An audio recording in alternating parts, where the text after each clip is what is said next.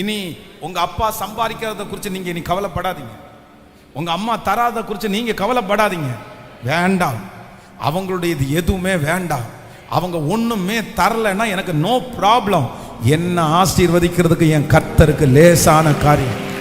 என் கையை கர்த்தர் ஆசீர்வதிப்பார், என்ன கர்த்தர் ஆசீர்வதிப்பார், என்ன ஆண்டவர் உயர்த்துவார், என்ன ஆண்டவர் உயர்த்துவார்.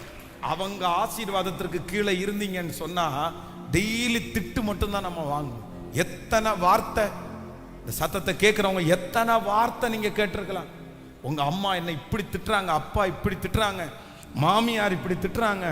இதுல மாதிரிலாம் இந்த என்னுடைய மாமனார் என்ன இப்படி திட்டுறாரு.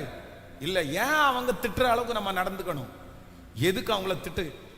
சிஸ்டர்ஸுக்கு சொல்றேன், உங்க அப்பாவுடைய சொத்தை வச்சு நீங்க ஃபேமிலியை ரன் பண்றது அழகல்ல. அது அழகில்ல. எது அழகு தெரியுமா? உங்க கணவனார கர்த்தர் ஆசீர்வதிச்சு அதுல நீங்க சாப்பிட்றது ஆசீர்வாதம். நீங்க இந்த மிஸ்டேக் பண்ணாதீங்க. சில பிள்ளைங்க எல்லாம் அவ்வளவு மோசமா இருக்காங்க.